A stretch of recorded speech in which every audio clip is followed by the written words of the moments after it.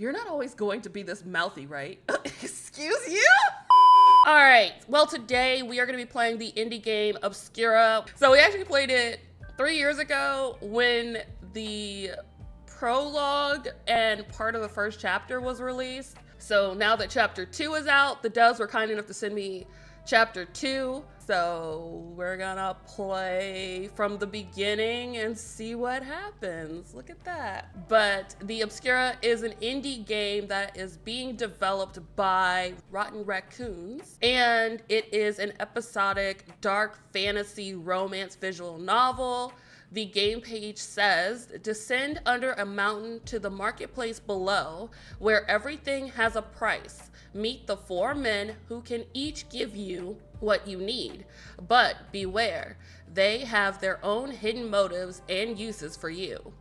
All right, so what y'all love hearing the most, the content warnings. Obscura is recommended for an 18+ audience. Content warnings for the game are, but are not limited to, and this is a lot: frequent use of harsh language and profanity, terminal illness, manipulative and abusive relationships, themes of religion and religious abuse in fictional faith, forced non-sexual BDSM practices, alcohol use, illicit drug use, aphrodisiac use, non-consensual drugging of the player character being propositioned for sexy times, non-explicit sexual content, trafficking of the player and other characters, explicit text descriptions of violence and gore against player and non-player characters, explicit text descriptions of torture, player character and non-player character death. Joke's on you, I'm into that shit.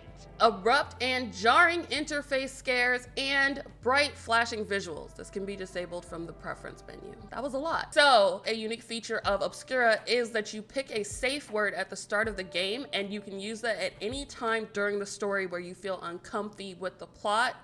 And it takes you to a safe space within the game where you can kind of de-stress and process your feelings about what's going on. It's a guided aftercare kind of thing, and it's really cool.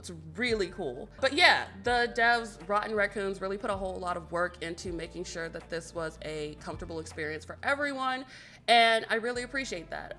Indie devs are doing some really great things with their gameplay and features, and this is just one of the ways that indie devs are surpassing the AAA games out there in these streets. All right, let's do it. Let's start the Obscura. My safe word is pineapples, but you can make your safe word whatever you want it to be. No one goes into the mountains without a reason. The guard looks through my things with perfect efficiency. Bored, they start asking me questions. What are you going to be called down here? My pronouns are she, her, so miss. I'm gonna leave the default name because I don't like messing with a good thing. I like Vesper. Good choice. You have a mask, Miss Vesper? No one would sell me one. Not a problem here. If you're buying, we're selling. The gate guard waves to the masks hanging around the entrance, perhaps once worn by other visitors. The masks are an old custom, plausible deniability. We're all faceless strangers under the mountain. Pick your poison. Oh, let's see. I kind of like charcoal with worn lace and gold trim. Sounds sexy. I take a mask off the wall and fit it to my face. It weighs on my head, but my mind feels lighter. I see my reflection in the mirror. The people under the mountain have beautiful taste. Ooh, we look so mysterious. I hand the gate guard the money owed. Welcome to the marketplace. They step aside, allowing me passage into the tunnel in the side of the mountain. I begin my descent. At first, I have to wonder if I have been tricked in some way. The passage grows narrow, the air stale, the path uneven. I am walking by the last feeble threads of light that reach the steep. I fight through the narrowing walls until I am able to turn the corner. The passage suddenly widens, then it opens. I step from the passage into a cavern, so massive I can hardly see the end of it. The marketplace. There are several masked people who are seated or leaning against the walls around the little entryway, and now they are approaching me. Welcome, newcomer. Fresh face. Someone new could use a guide, couldn't they? Hucksters, or perhaps petty thieves looking for an easy mark. My valuables are kept under my heavy robe, safe from pickpockets. I steel myself and march forward past the strangers. It's not here. Well, I suppose it wouldn't be. Asking one of the sellers, I get direction. The rough walls of this cavern, shifting and trembling in unsteady candle and glowworm light, slowly turn smooth where natural walls turn to human car. Seeing the sign for an apothecary, an easily recognizable serpent coiling around a staff, I slip inside. Welcome. The shopkeeper is masked, of course, but that is not what grabs my attention. The din of hundreds of voices selling and buying and negotiating in the echoing caves is muffled, but not by much. That is because while the apothecary has 4 walls, there is no roof over the store. Newcomer, huh? What? You must be a fresh arrival. And why would you say that? You're staring where the ceiling should be. Ah. I suppose in a city with no sun or rain, roofs are unnecessary. Only thing a roof keeps out in the marketplace is thieves. A common weather pattern here? Far too common. I make an effort to examine the apothecary's mask. It's plain, plainer even than mine. Perhaps he is frugal, or perhaps he is poor by the standards of the marketplace. Well, you weren't driven in here by the weather. What do you need? I'm looking for lunar ichor. I resist the urge to explain my circumstances to the shopkeeper. No matter how meaningless or petty they seem, my secrets are one of the few resources I have in these depths. You have expensive tastes, or terrible luck. What I don't have is lunar ichor. Is that something you can remedy, apothecary? No.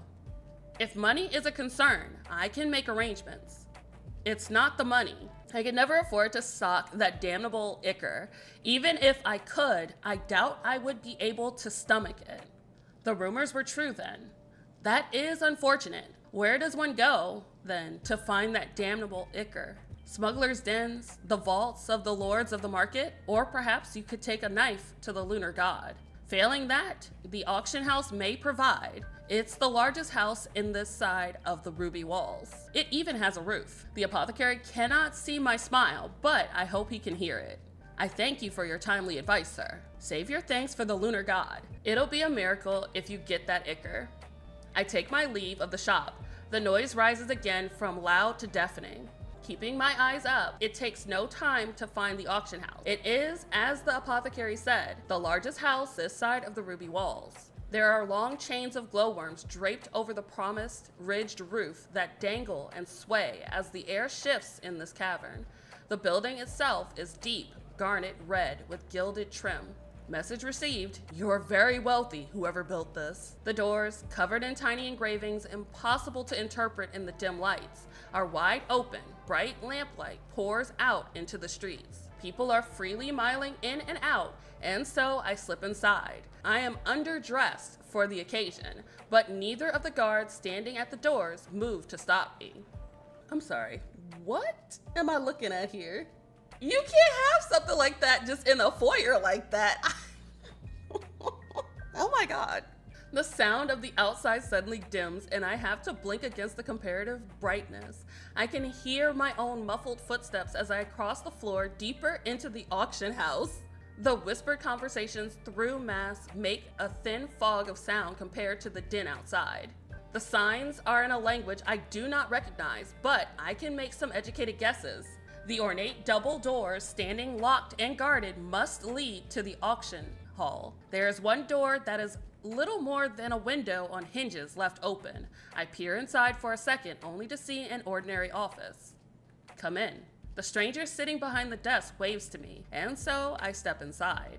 Pardon me, I didn't mean to intrude. You can't intrude on the bookkeeper. I must always be available. You must be? How else could anyone check to ensure I am not meddling in the books? Does it really come to that? Well, I have no such concerns. A buyer, are you? Couldn't I simply be a browser?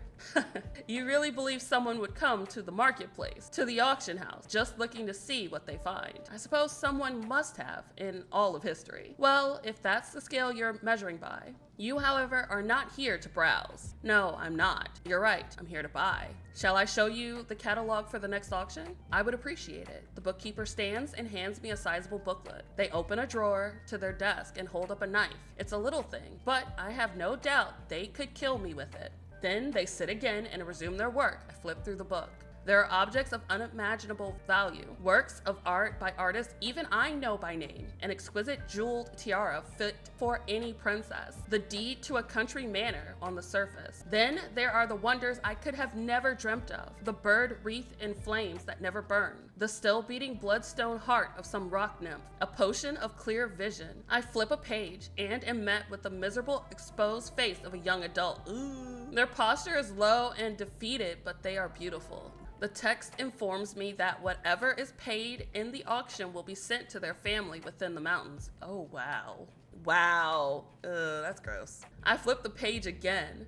There are no other people in the catalog, but one is enough to turn my stomach. Yeah, same. Kissed by the baddest bidder, guys. Thank you, bookkeeper. Finished already? What I want isn't in there. When I leave the auction house, I momentarily lose my sight and hearing as I adjust again to the dim, echoing cavern. I don't notice the direction my feet are taking me. My hopes for a quick visit to the marketplace have been thoroughly dashed. Now I have to determine what to do. Yeah, I'll think better after some rest. The Leaping Bear, the guest house recommended to me, is nothing remarkable. The building has a roof, but the building itself is mostly made of raw wood. The brass doorknob is smooth under my hand, polished by thousands of guests who come and go. Inside, the atmosphere is boisterous, but on the scale of a handful of people singing a drinking song. The chaos outside is already muffled and distant. Welcome. The woman who approaches has her face fully covered in a bear mask, but her neckline is untied and exposed. Okay. I wonder who she works for. Hello. I was told this is a good establishment to stay the night. You were told right, except the part about night. Here, there's no real difference between night and day. Plenty of folks are up all hours of the day, as you do, just sleeping when they're tired and forgetting the sun ever existed.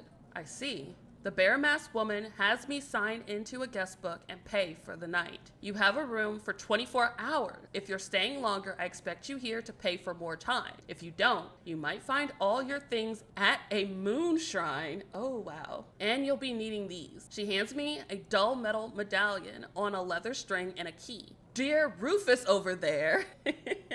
She gestures to a mountain of a man, also in a bear mask, standing by a door. Where do they get the bear masks? Did they just make them? Are they carved or are they like furry? Make sure only guests go to the rooms. The medallion proves you're a guest. Don't lose it. Okay, that's smart. Or else I'll find my things at a moon shrine. Pick things up quickly, you do. Seems like an important skill to have here. Quite right. And she's gone. She gets back to her business, so I approach the mountain of a man guarding the door to the rooms. Hello, Rufus. I hold up the medallion and wait. I'm not about to rush a man with a bat, especially one as bloodstained as his is? Oh, absolutely not. Okay, Rufus approves. Sleep doesn't come easily at first. How can I risk sleeping in the marketplace? But it does come for me. In the morning, or what my body decides is morning, my resolve is hardened. Leaving the marketplace without lunar ichor would render everything I've done pointless. I wouldn't be able to live with myself if I stopped trying. Over the next several days, I get to learn the layout of the marketplace. I can navigate somewhat comfortably by those landmarks when they are visible. One evening, based on my own internal clock, the proprietress of the Leaping Bear hints over a meal that as long as I'm well behaved, she would be willing to extend more generous long-term rates to me. Oh, that makes more sense. There we go.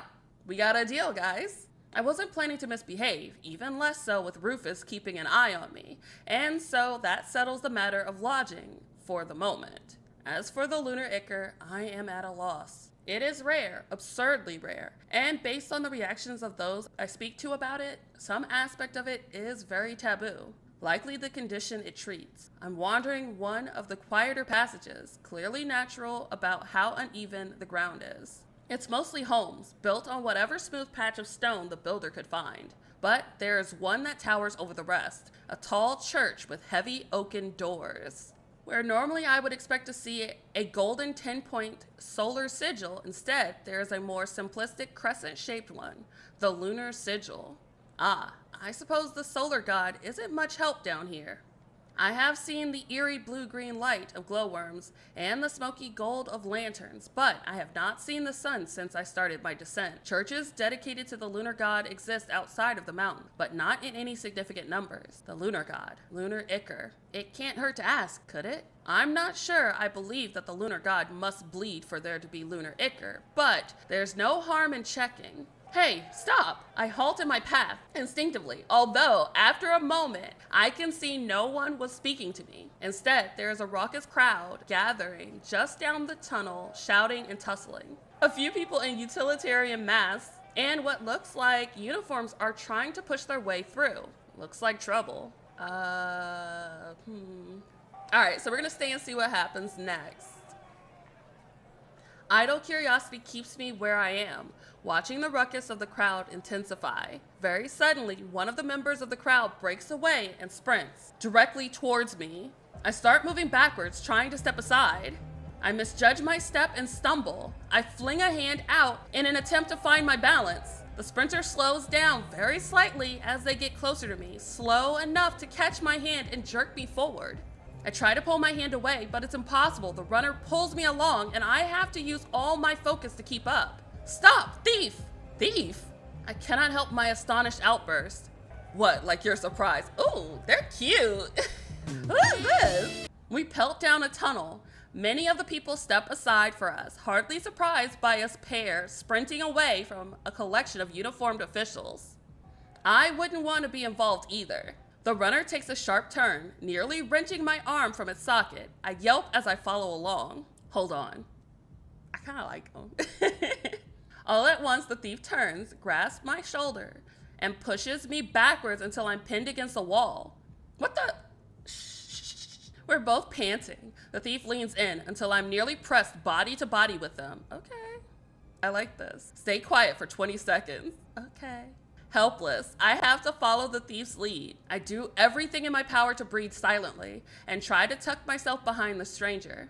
After a count of 30, the thief gives me space. Who are you exactly? Vesper. Why are you giving your government name? Okay, Vesper, do you trust me? Oh my God! Okay. There is one lie that will have me weak in the knees. Trust me. Yes, I do. Implicitly. 100%. I trust you with my life, sir. I don't know who you are. Yes, I do. Please take care of me. Yes, 100%. I'm probably gonna die, but sure. The word is out before I can think about it. Yes. The thief's mask turns towards me in a single abrupt motion. The fuck? What is wrong with you? What other choice do I have? Not trusting a stranger? But you're hot. I'm fairly confident that's a masculine voice. Sounds utterly gobsmacked. I love him already. Not in a good way. And what happens if I run off? You get arrested. Then trusting you is the right thing to do. By the lunar god's scars, it's not. He's definitely exasperated with me now, but I'm not about to stop needling this idiot. This is great. Are you suggesting I should go get myself arrested for what sounds to be your crime? No, you should definitely listen to what I'm saying, but you shouldn't just fucking trust me. Why not? Very well. You're a criminal and a scoundrel. I don't trust you. Lead the way to our escape now. I love this dynamic. His sigh is long-suffering, as though he was the one just abducted and led on a chase. He is so done. The gall. Keep quiet until I tell you it's all right to speak again. I'm sorry. But you just said not to listen to you. Not yet. What's your name, thief? You got mine. I'm a thief. I'm supposed to take things. Oh! Be still, my heart. This man has already stolen it. Do you want me to call you thief while we're walking around? Would you like that kind of attention? Ugh, you're not always going to be this mouthy, right? Excuse you? Depends how much you deserve it. I love this. Call me Keir. Okay. Okay, daddy. Oh my God. I love him. Pleased to meet you, Keir. Really? Not yet. And now you're going to shut up. Okay, F you. Fine. I didn't say you could talk yet. Oh, excuse me! I've grown comfortable with the anonymity of the mask, but it's a great shame I can't show Keir what exactly I think of his sass. To be fair, he's probably thinking the same thing. We sneak through back alleys, shuffling between buildings that seem to be leaning into each other. I have no idea where we are at this point. I have lost sight of all my usual landmarks, and there's every chance I'm in a cavern. And there's every chance I'm in a cavern I've never explored before.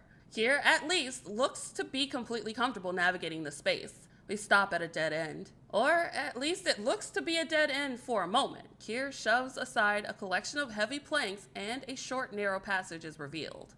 Watch your step. You gonna help me through? We have to crouch and nearly crawl through the passage, but it is mercifully short. It leads into a small open space behind several rough-built houses. At least I think they're houses. A lanky teen staring at us down from behind a scrappy, stiffened fabric mask. Okay. Hey, we're sunstone polishers, don't mind us. Okay. What was that? A code phrase? Still no talking? You said shut up! I roll my eyes behind the privacy of my mask. Then I take real stock of my surroundings. I am in a strange place with a man I cannot trust, and I only know about one exit, the one behind me. I'm gonna stay. I like to stay with the hottie, with the body. I can't try to flee now and risk the danger of a chase. And what if those authorities who were chasing us find me? Patience. Keir shoves past the teen and I follow close behind. Wherever we are, I feel safer with him than alone. We squeeze between two houses and end up on a busy, cramped road. The glowworm light that illuminates all the caverns is mostly blocked out by the homes on either side of us. Then we're in a small square of sorts. It's an open space with the most sturdy buildings of this area all around. Aww, it's a girl. Who is this? Do you have a child? This is the first time I've heard any warmth in his voice. It's such an abrupt change. I almost cannot believe it's the same man behind the mask. The child jumps from the low second-story window, landing on Keir's back. Are you kidding me? Hey, give a man a warning. You're gonna break my back. Good. No way, you menace. Oh my God, this is so cute. He reaches around and pulls the kid off him, holding them up by one arm. The kid is kicking and wiggling and laughing. You better say sorry or you'll be stuck there forever. Aww.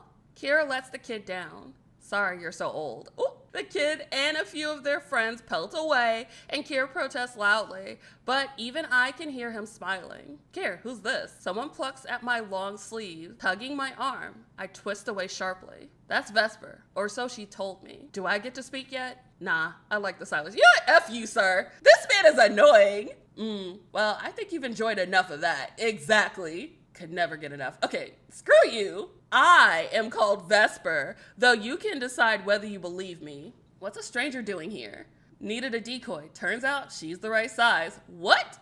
Decoy? Wow, you gotta be quick on your feet to keep up with Keir. Yeah, I was impressed. I thought I was gonna lose her for sure. Are you serious? You're right. I do love him more and more. The ass. No, stop. Explain. Not everyone can keep up with me. I mean, I bet. You know, that's not what I meant. What do you mean, a decoy? You know what a decoy is, right? I needed one. You fit the profile. What does that mean? He's evading. You needed a decoy to deceive some kind of authority. You needed a decoy and you're a thief. Oh my God, I'm gonna punch this man in the face. Was I a decoy for someone you were working with or someone you stole? Oh damn, that's a quick one for sure. Oop, I'm smart. It sounds like I'm right. And what were you planning on doing with me when you were done with me, huh? I was going to let you leave. Uh-huh.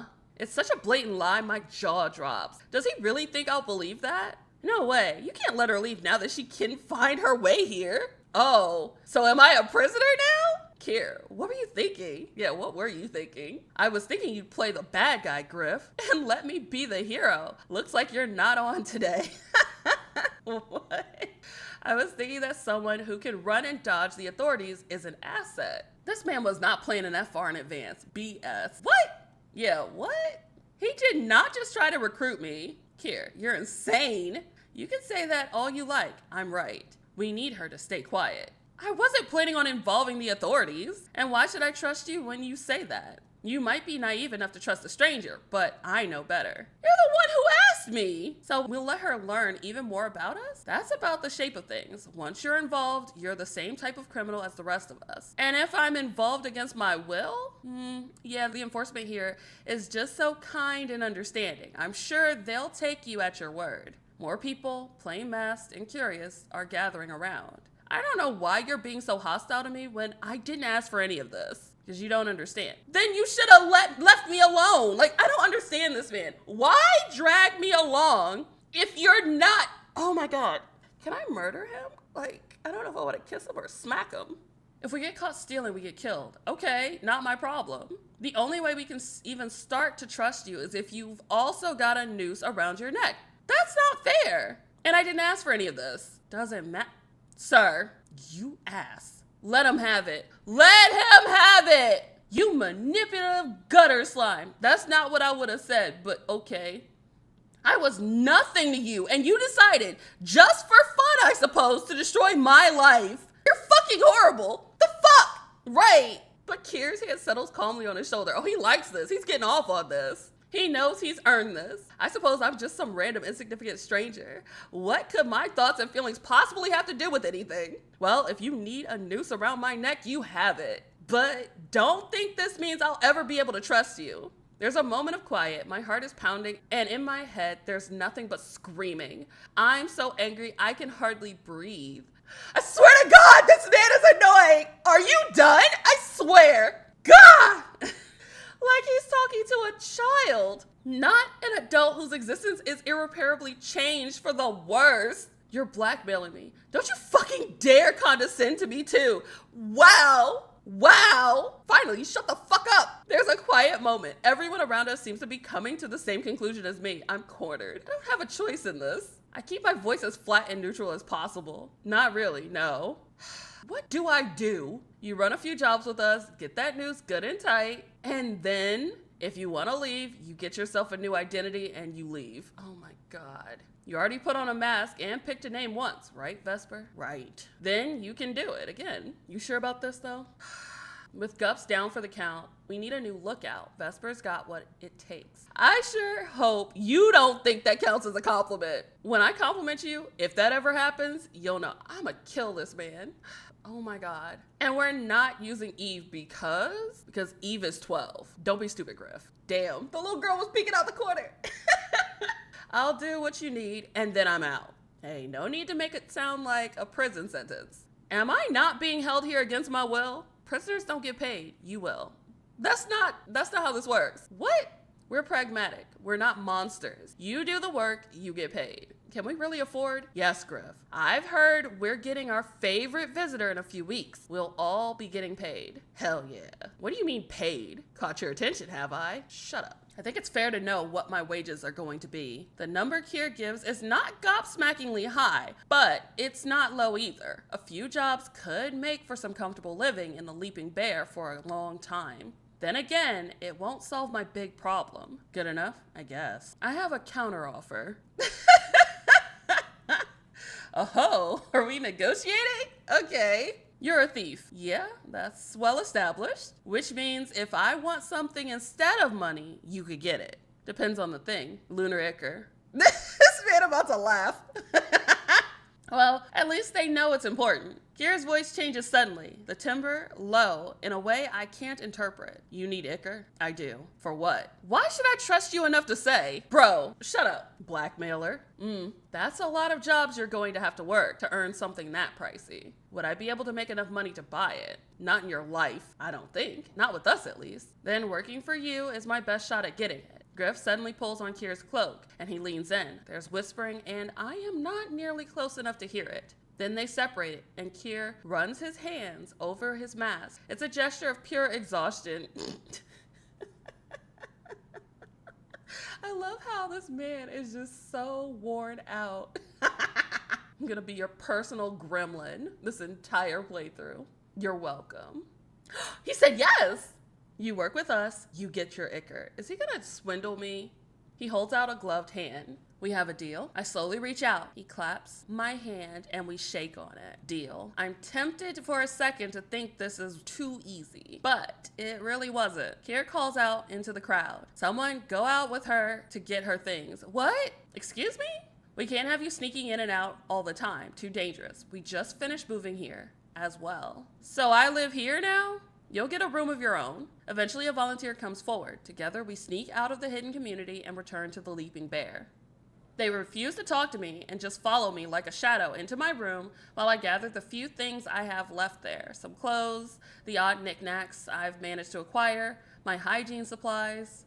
Then it's time to return the key. Hello. Oh, Vesper, good to see you. Ready to pay for more time? You're definitely the reliable sort, so I can offer a good rate. Not this time, sorry. I found somewhere else, a little closer to my goals. I dropped the key on the counter in front of her. Thank you, though. The Leaping Bear was becoming a bit of a new home for me. Bruna is quiet for a few seconds, then she drops her voice low, so low I can barely hear her. Do you need help? If that shadow of yours is unwelcome, Rufus can remove them. What? Oh. Oh no! Things are fine! Rufus doesn't need to do anything. I'm fine. My new arrangements came as a surprise, but I did say yes to the offer. Never mind what kind of duress they put me under, I did agree. Good then. Never liked seeing my clientele go places they weren't interested in going. I love Bruna. Bruna is a true ally. Thank you for staying with us. Bruna's voice is a little more formal than I'm used to. I suppose now that I'm leaving, I will likely never see her again. It's a little disappointing. I have no real bonds here in the marketplace, but I was getting used to the Leaping Bear. Goodbye. Keir, I'm done with being a babysitter. I see Keir, or at least his mask, turn to face us. Already? Damn. Can't get rid of me that easy. I didn't have many earthly possessions to start with. Getting them was easy.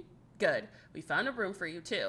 You'll be staying with me. Excuse me? Yeah, wait, run that back. Keir brings home a stray. He gets to take care of it. Okay, not complaining 100%, but what? A stray? Griff, Vesper is a person. Use her name. Oh, is that respect I sense? Or exasperation? The way he says it, it sounds like this is a frequent topic of discussion. My home is small, but I get a lot of guests, so I keep a spare room. Okay. Then I suppose I should thank you for your hospitality? It would be nice. I'm not doing that. Yeah, maybe later. Keir suddenly stands next to me and pats my back, right between my shoulders. Let's get going. I've had a long-ass day, and I need to take a break. Are you even going to be able to relax with a stranger in your home? No, but it's nice to pretend. Okay. He's a troll. By the way, welcome to Mouse Hole. Is that what it's really called? What a name for this place. The twisting paths between the buildings are a tangled mess, and there's no easy landmark to orient myself with. Further from the square, the homes and businesses, such as they are packed so tightly together that the blue-green glowworm light from above doesn't reach us. Instead, the warm flickering light of lamps and lanterns fills the pathway. It's dim, but at this point, that is hardly a problem. My eyes are certainly used to the constant glow of the marketplace. Okay, this your house? At least you're a homeowner. It's one home sandwiched tightly between two others, near indistinguishable from the rest. The only identifiable thing I notice are the closed shutters, painted blue instead of simply sealed raw wood. Keir unlocks the door and holds it open for me. Oh, what a gentleman. I step in. It's small and cramped, as anyone would have guessed, but when Keir lights the lantern by the front door, I can see that it is a comfortably arranged space. None of the furniture matches, but all of it works in some odd kind of cluttered harmony. Nice house. You have a nice home. That was nearly a compliment. I suppose I'll take it. You know, shut up. That's all I can give right now. At least I can say that I tried. There's a water closet behind that door. If you use the water up, you'll have to get more. I can show you where after I get some sleep. Your room is there. The key is in the lock. That's the only key. Don't lose it. Oh, I have a lock on my door. How sweet. If you buy and keep your own food, that's fine. Otherwise, you contribute to my budget and share what I get. Any other rules I ought to know? Don't be destructive. Don't make a racket while I'm sleeping. And if I leave, go around the neighborhood as much as you like. If you try to leave without an escort, expect the watch to notice and stop you. I'm going to have something to eat before bed. You hungry? Oh, he gonna feed me. Okay. I'm glad he can't see the surprise on my face. Are you sure? About letting you have a snack? About keeping me here, asshole. Oh. Here's the thing, Vesper. I'm not that worried about you murdering me in my sleep. My door locks the same as yours, and honestly, eternal rest isn't exactly something I'm dreading. Okay. Griff knows a pretty obscure tunnel that goes straight down if you're really unbearable. Okay. If it's all the same, I'd like to avoid that. It's easy enough to think of this as just another guest house, that Keir is no worse than Rufus, intimidating but ultimately harmless. He steps towards what I assume to be a cooking space. The counter is exceptionally cluttered, but he is able to find his goal with ease, a shallow wood bowl. Here, what is it? He takes a handful of whatever it is from the bowl and then holds it out to me. And this is deadly poison. Eat up. You know what? Fuck you. A closer look tells me that it's actually an assortment of dried fruits. Oh, I'm gonna be a risk taker and I'm gonna trust him that it's edible food. No harm in getting a snack. I take a few and Keir puts the bowl away again. He doesn't reveal his mouth as he nibbles, instead threading the fruit under his mask. I'm doing the same. Well, get yourself some rest. Don't murder me in my sleep. I'll resist the temptation as best I can. Keir departs suddenly, taking himself and his handful of dried fruit into his bedroom. I hear the lock click decisively, and I am suddenly alone again, free to indulge my curiosity privately. I do a quick tour of this front room. Keir certainly made an effort to make this a livable space, but that seems to be as far as his efforts have gone. Not much for entertainment here, is there? Maybe he doesn't have friends over much. I continue nibbling. The sticky sweet tart taste coats the back of my tongue. My search is quick in the end. It has to be with so little to look at. I slip into the dark guest bedroom as though I'm an intruder. For a moment, I feel like I am. It has the same cozy but bare feel to it of the main room. Not a space I could call my own. The door locked, I give myself permission to relax. Keir could very well have a second key to this room, or choose to break or bypass the lock in some way. But there is little use worrying about it. I'm already so keyed up from stress that adding the possibility of being murdered in my sleep would make resting impossible. What have I gotten myself into? I've been recruited into a gang of thieves against my will. A gang that likely steals to survive, but there's one thing that leaves me deeply uncomfortable. If I was a decoy for something Keir stole, that means Keir was stealing a person. Could I live with myself helping to steal people? Must be a good reason for him doing that.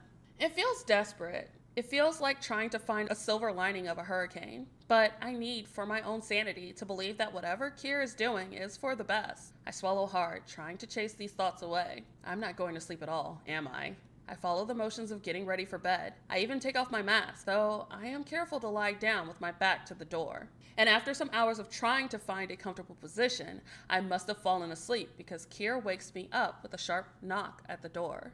In the days that follow, I get used to the pace of life in Mousehole. I am, as promised, left to my own devices for the most part.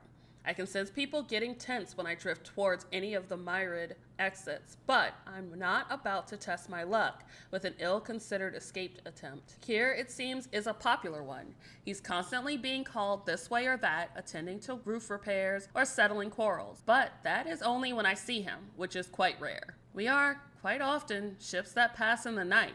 In my first days, I was largely ignored. None of the regular residents wanted to interact with me. I have to admit, it nearly drove me mad. But once I proved to their satisfaction that I am not a deranged maniac, the people seemed keen to get an additional set of hands in their work. I've chopped vegetables and hauled water and watched babies and held a lot of ladders in place. It's not hard work, but it conquers my boredom and gives me a chance to make small talk. Vesper, I need a hand. Who's Shale? Aw, they seem cute. Shale, one of the friendliest people in Mousehole, is stacking crates near the exit passage. Not sure how much I can help. I don't think my reach is longer than yours. I just need a little more support so I can hop. They do a short hop and shove the crate into place. If you've got time, I could use a hand a little longer. My schedule is packed, but I can skip a social engagement or two to help. Aw, I love that we're fitting in. Shale's chuckle is gratifying. Very funny, but aren't you going to the strategy meeting soon? Strategy meeting? You're running lookout, aren't you? I believe that was the arrangement, but this is the first I'm hearing of it. Hey, Vesper, we gotta talk strats. What are strats? Also, why did he tell me this before? He knew this was a thing. Speak of the devil. Looks like I'm doing this on my own. I wouldn't want you to skip that social engagement. Thank you, Shale. Maybe there will be some barrels we can roll around later to make up for this. I think there's an empty one around here somewhere. The kids took it to roll each other in. That I would love to see. Are you ignoring me, Vesper? Yes. Not in the slightest. You know how much I love talking with you. Bye, Shale. Bye. I make my way towards Keir. I'm a little more comfortable following him through the narrow, winding paths of Mouse Hole now. What were you doing there? Talking. Trying to give Shale a hand. Makes sense. Shale's always finding good tasks to get the kids involved in community work. You're probably right, but I resent that remark. Anyway, get moving. Everyone's waiting on you. Okay. You say that like I deliberately dallied. This is the first I'm hearing about a meeting. Then we'll need to fix your communication too. Are you kidding me? Oh my God. Hey, waiting for me to ask, when are you holding a secret meeting I do not even know is a possibility is not reasonable. Yeah, get moving. I'm going to strangle this man. We duck into one of the buildings on the square. Keir has to duck particularly low. The doorframe is unusually short and he is fairly tall. Finally found her? I wasn't hiding. Found her just fine, thanks. I wasn't hiding. I take a seat at a table with several other individuals. The room is extremely dark, even for an underground room. But I think I can see hints of this being a pub or bar of some kind. Strangle, he looks like he'd be into that. You know what? You're right, we don't reward bad behavior, Savvy. This man is infuriating. Real quick, Vesper, these are Lav and Halo. You already know Griff. Terrible seeing you again, Vesper. Fuck you too, Griff. Likewise. Lavernia, call me Lav. My girl here is Halo. The other one, Halo, gives me a near imperceptible nod. She's leaned in close to Lav. Not the talkative sort of couple, then. Okay, Griff, what's the brief? We've got a commission, okay? Fuck off. Keir's already approved it, don't worry. It's fine, Lav. Griff gave me the full rundown of the client. We've got a commission to relieve the auctioneer of a few choice pieces. Absolutely fucking not. Like, I agree. Not the auction. I'm not crazy. The auctioneer. The same difference. Wow.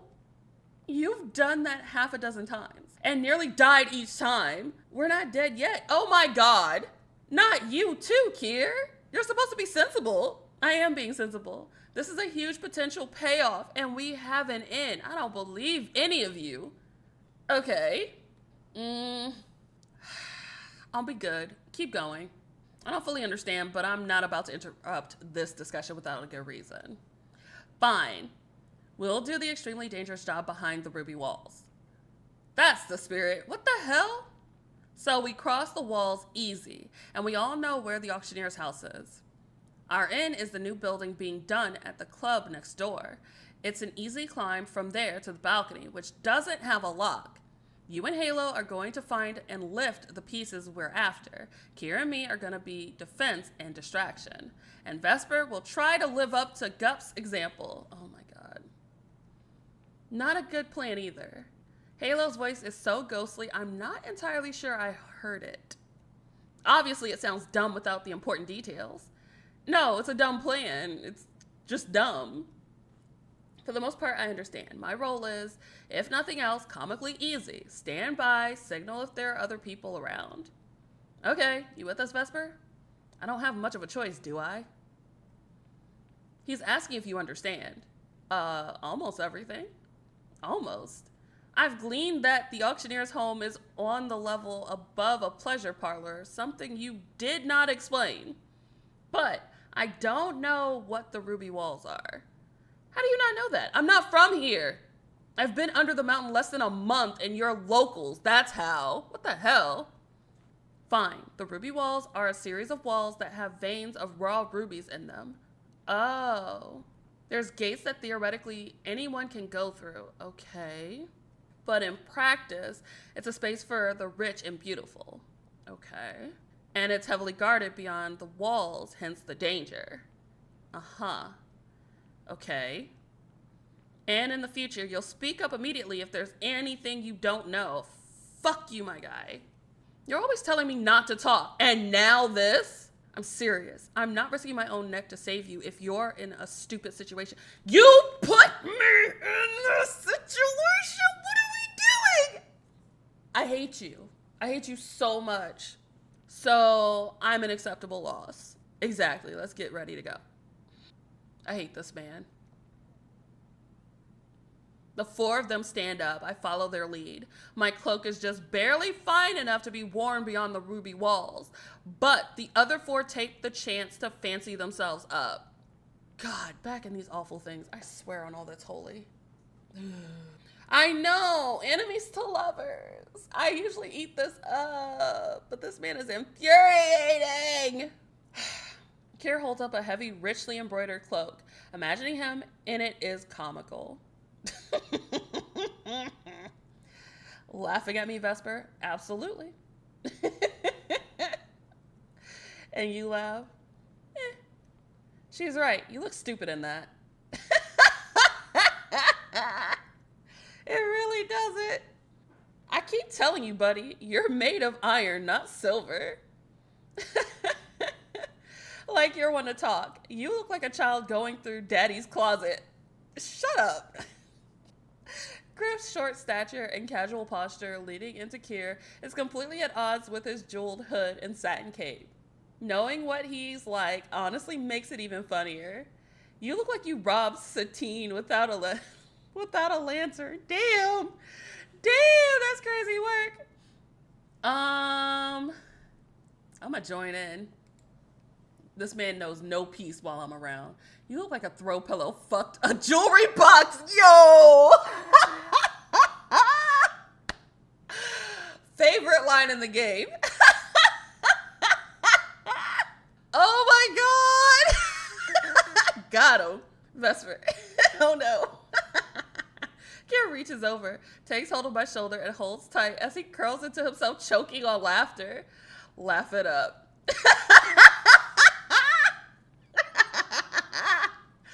It wasn't that funny. Yes, it was. You just surprised them with vulgarity. No, it was funny. Nah, it was a bit funny. You really put it over the top, Halo. Oh no, thanks, Halo. The laughter dies away a little, though the mood has definitely been lifted. Things settle down again. I don't know why I put up with you. I don't know. Neither do I. There's some more scattered laughs, but the atmosphere of the room slowly turns more serious. Halo and Lav are checking each other's disguises, ensuring their weapons are not visible to passerbys. Keir is checking over his own knife carefully. It's beautiful, and likely quite old, unlike the rest of his daily wear.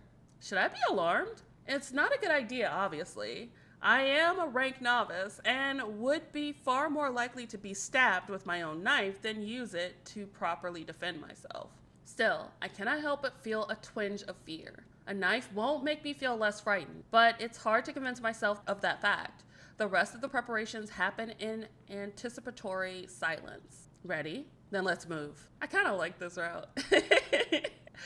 We walk in a loose group to yet another exit. I have yet to fully count the ways in and out of Mousehole, but there must be at least half a dozen. It's another narrow passage that leads into the back room of the shop. From there, we can exit through the storefront and step into the busy walkways of the marketplace. Look alive. In any other circumstance, we would be a deeply strange group, a gang of well-dressed strangers walking together but not talking. But this is hardly the strangest sight in the marketplace. There's a bird-masked contortionist performing in a tiny cage, and a pair of drunkards fighting in just one of the crossroads we walk through. Things are as lively as ever. We pass the church on our way to the most central caverns. Was it only a few days ago I was standing there looking for some clue to start me on my hunt?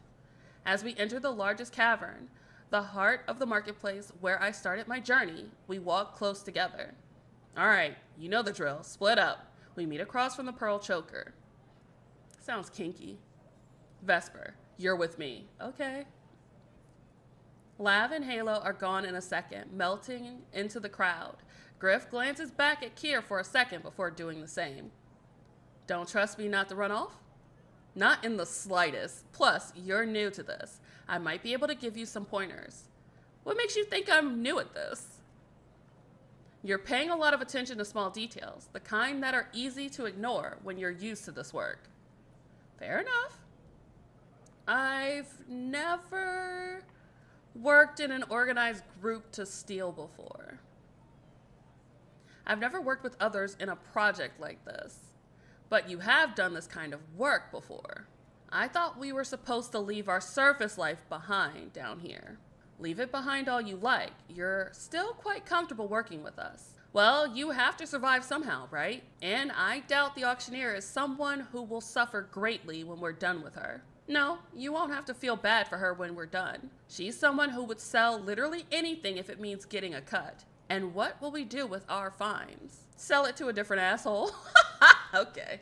Who'd do anything for a cut. I think you'll like him, though. He has got a tongue as quick as yours. Is that all you think I am? Maybe if you talked less, I'd understand you more. Not a chance. Worth a try. And here are the walls. Take them in. My first impression is that they're nothing special. Stone walls about twice as tall as the average person. Smooth enough to be nearly impossible to climb barehanded. And then I notice the flickering lights. The rubies in the stone have been dug around and polished where they sit so they catch the light. They glimmer like candles, but the color is richer and redder than any fire. There are hundreds, possibly thousands of them. It's subtle and beautiful. And here's our gate. Brace yourself. Okay. Keir seems to set his shoulders and marches forward, leaving me to hurry and catch up to him. Beyond the ruby walls, things are still busy, and it's not as though there's anything to muffle the sounds of the rest of the marketplace. But there is still a noticeable change. The rest of the marketplace has people hawking their wares, shouting at potential buyers and cajoling them to buy. Here, the people standing in front of the businesses don't shout. They offer samples or display their wares, pose at and flirt with passerbys, but there's no shouting. I suppose if you have a business here, you don't need to shout to get attention. It really is different. There's nothing in the world like the jewel box. It might have been said in admiration, except Keir's voice is oozing bitter disdain. Keir and I walk side by side, taking a few turns to avoid a direct path to the pearl choker. He stops to look at perfume bottles and little ivory statuette. I pause near a window, blazing with light, a lantern shop. You know the plan? I know the plan. You know where to hide? I know where to hide if you foul up everything. But you won't, will you? From your lips to the moon. Don't make me run again. Or what? Or I'll be very cross. Be still my beating heart. Anything but that. Shut up, dork. I'll wish him well. Good luck, loser. You'll stay safe, won't you? I have no plans on dying. Yeah, don't die yet. What about not dreading eternal rest? I'm not afraid of dying. I still don't want to. With my luck, I'd get done in and it hurt like a bitch. Then you'll stay safe? Keir stops and turns to me. We're stones in the river of people around us who pay us no mind. Keir reaches out and then gives me two soft pats on the top of my head. Aw, like a dog. I'll stay safe. You haven't seen the half of what I can do. Okay. His voice is warm and confident, and he's gone. Both businesses are high class, with beautiful fronts and charming staff, and I swear I can hear a live band from one of them. But it doesn't matter how pretty the buildings are. All alleyways are the same. There's a vague sense of grime and hostility. I'm definitely not breaking any rules, but I'm also certainly not welcome here. I mean, he pat my head like I'm a damn dog. Am I supposed to be like, oh, that was so romantic? No, like a damn dog. If things have gone to plan, Lav and Halo broke into the apartment above the Pearl Choker by climbing the new attachment to the gambling house and jumping the gap. Griff and Keir are going up through the inside using a staff passage, and I am keeping watch, signaling whether the alleyway is clear or not through a simple set of gestures. Holding one arm, there are people in the alley. Holding both arms, there are guards or staff in the alley. Arm relaxed, no one but me here. It's not complicated, but I do have to keep an eye on both ends of the alley and signal consistently. If we need to run, I even have the turns I need to take in the crossroads memorized. Straight through the first crossroad, left, then left again, right, and if I won't be seen, I go into and hide in the butcher shop. It's written on my arm. Hell yeah. Wait, was I supposed to remember that? Pause. Left, right. Left,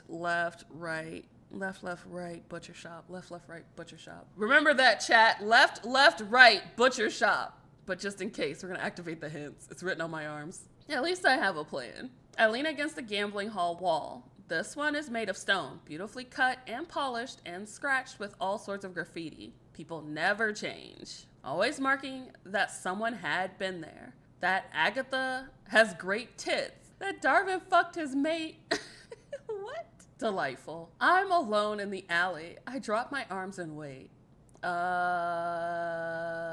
body buzzes with excitement. Despite the circumstances that brought me here, I feel a thrill like nothing else. The danger I'm in feels distant and unreal compared to the excitement of everything. But for the moment, I have to put those feelings away. For a short while longer, I am completely alone. Who's that? Then a stranger wobbles along into the alley towards me. Hey. Mind if I smoke? Not at all. Want any? No. She holds out a little pouch of herbs. I recognize it on sight, sweetgrass. I've had it plenty of times before, back on the surface. You smoke it with others to build bonds. As loose herbs like this, it softens the hard edges of stress. Not enough to aid the mind in any way, just enough to make connections easier. Oh shit, what was I supposed to do? Where is it? Okay, here we go. One arm, there's people in the alley holding both arms, cigars in the alley. Okay. Hold one arm. I let my arm rest against my torso and grip my elbow firmly. Got it. See? Sweetgrass, right? You know it. Every teen learns to grow it where I'm from. Not everybody growing weed where we're from. Lucky you. I only found the stuff down here. Nah, I'm good. Thanks. It's a kind offer, but I have to say no. Fair enough. More for me. She rolls her tab with quick, clever fingers. Even if she's new to the practice, she's clearly gotten good at it. She strikes a match. I can smell the faint sweetness of the smoke. I keep turning my gaze to either end of the alley, still focused on my mission. What are you here for? What the hell? None of your business. If we answer, do we tell the truth or... chilling. Buying. What you buying? Nothing as of yet. And you? Heard there was a fortune won in the gambling halls here every hour. Thought I'd try my luck. And how has your luck fared? I'm about to get a big win. I can feel it, says everybody. Not well, then. May the lunar god smile on you. Oh, you're a loony. What? There's a few people mulling about near the alleyway entrance. I can't tell what sort of people they are. Most people here are. A lunar blessing felt appropriate. It's so strange, though. The solar god makes everything perfect. The lunar god ruins everything. And then the people here worship the moon? I was never one for theology myself. Whatever. And, oh, shit. One of the people at the end of the alleyway starts coming in. Big, confident posture. At first, I can't tell if they're armed. You can't tell if they're armed? What is that this man is carrying? Is it a dick? It's a sword, man. What are we talking about? Oh my God. What else would it be? Hold both arms. They get closer. It's a giant dildo of order. Hello. Any reason you're loitering back here? Oh, I didn't realize we were loitering. We were just having a break. Yeah, we were sharing some sweetgrass. Want any? She rummages through her bag, but the stranger cuts her off. No. They point at me. I didn't see you in the hall earlier. I wasn't in the gambling hall. Then where have you been? Here? Proof? Well, I've been here with her for a while now. That part. Alibi. Mind if I ask a few questions? Go ahead. Definitely some kind of security force. Did you come here alone? Come where? This alley? To the jewel box. I came with a friend. Oh no, I came with a friend, but he wanted to do certain things, and I didn't feel like joining him. You know how it is. Their posture betrays nothing. Then I see my new friend here with sweetgrass, and she offered to share some. That's what happened? Yeah. Put that out and go back in. I'm not done yet. I'm talking to this one alone.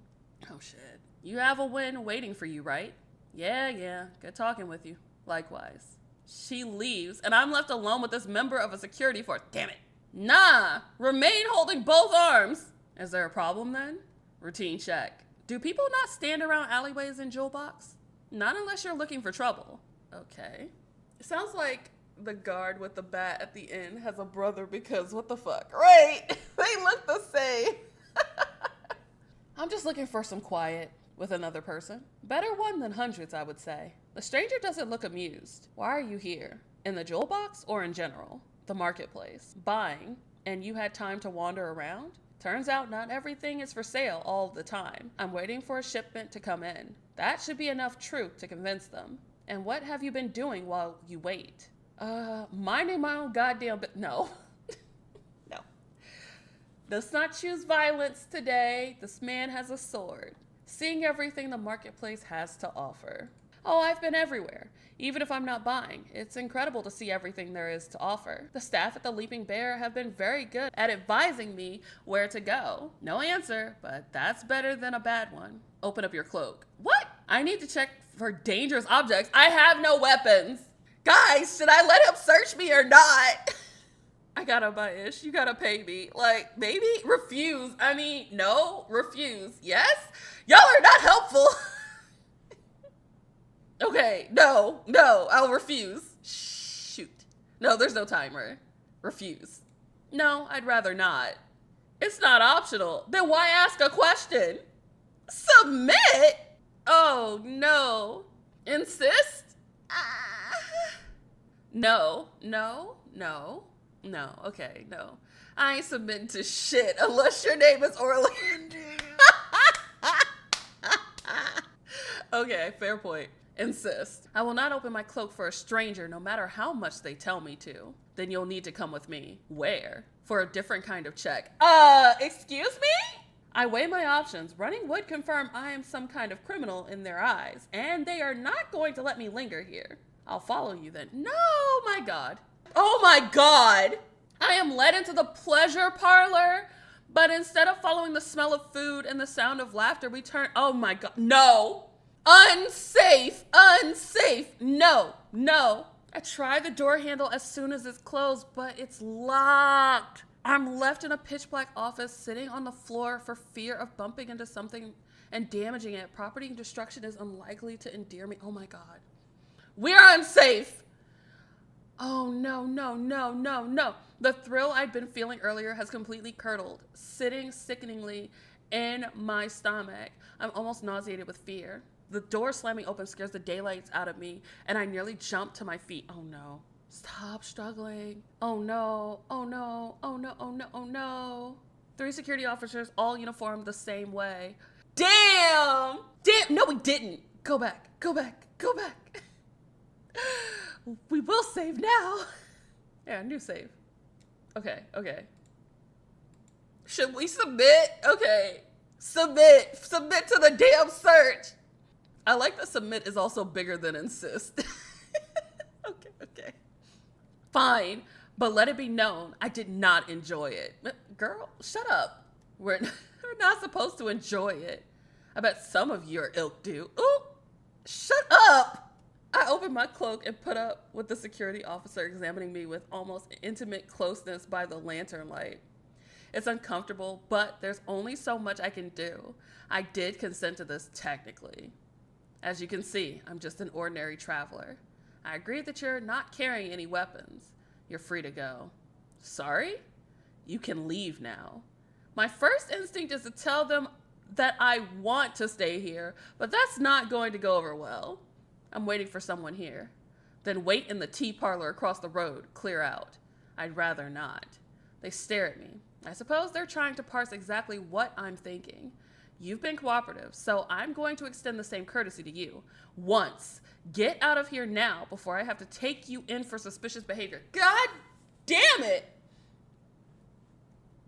I freeze.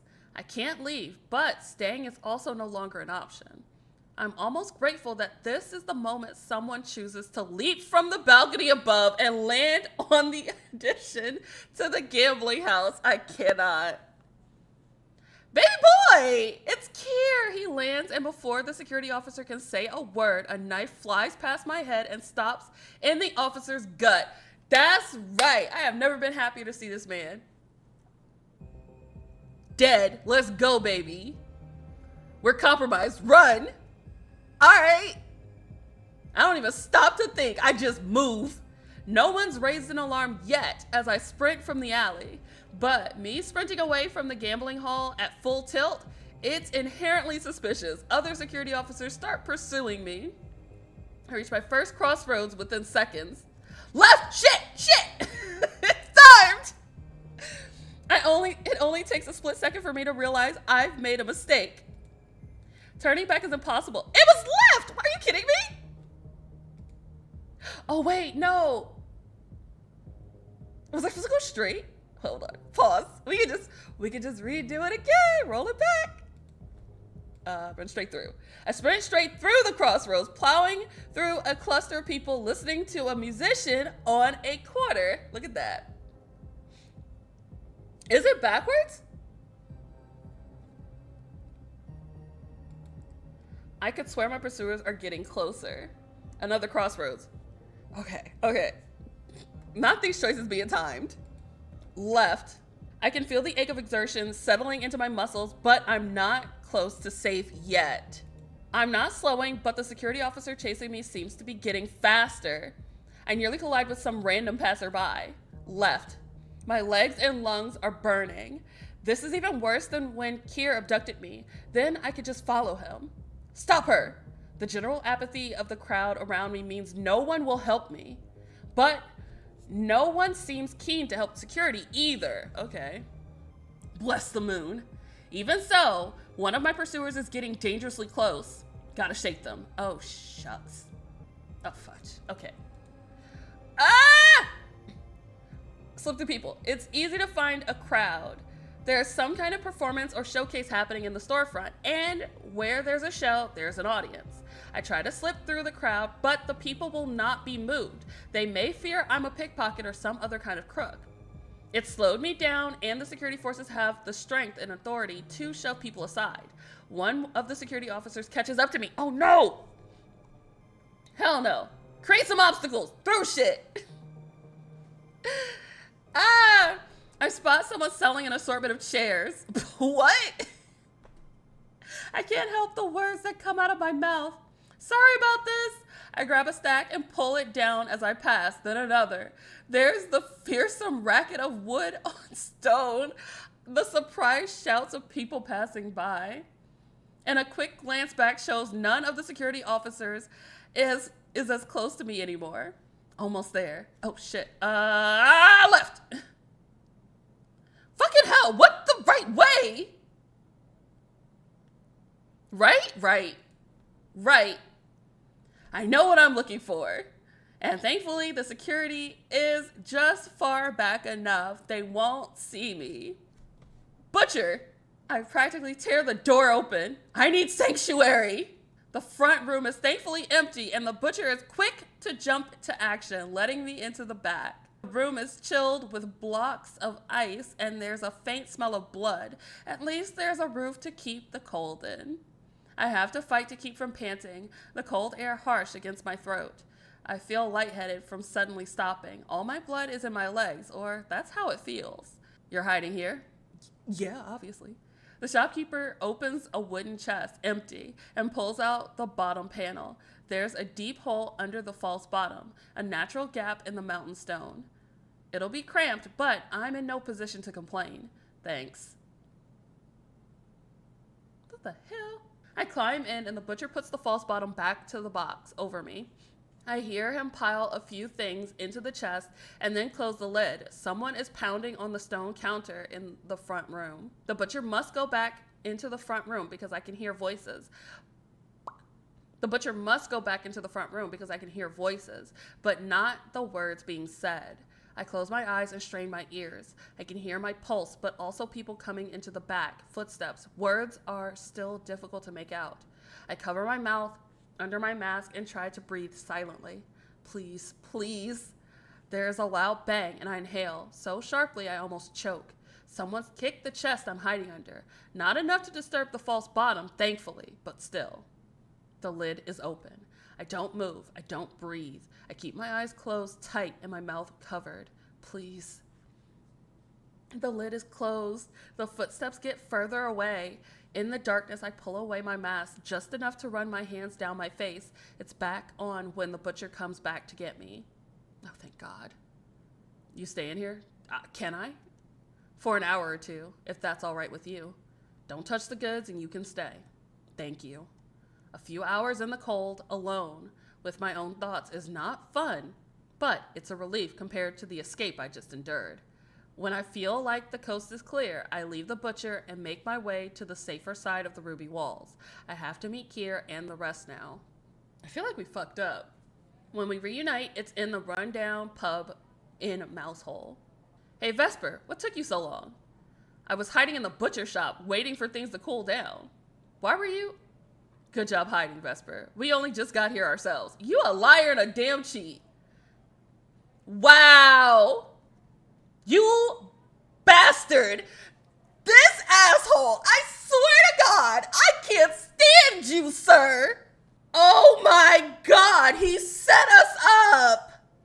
Did my running around as a distraction actually do anything? Oh my God! I hate you. I hate you with every breath that I take. Oh my God, you menace! It was a guarantee. Bah! But we were already done with the hardest part of the job. You were duped. Keir wanted to be absolutely sure we'd be safe and use you to do it. I cannot. Oh, God. And risk my life in the process? If anything went wrong, I would have been killed. Bruh. No words. No words. I have no words. What the fuck? And you didn't hesitate for a second to send me on an especially dangerous, unnecessary job just because I'm your least favorite? If you're not making a list of which of us gets thrown off of a cliff first, you're not thinking far enough ahead. You're first. You're at the top of my list. Seriously? Anything else I should know about then? Are you going to feed me things to check for poison or sell me to get intel? Fuck off. Fuck off. You're the one who decided I'm disposable. I just want to know how much. I knew you weren't going to get killed. I didn't know that.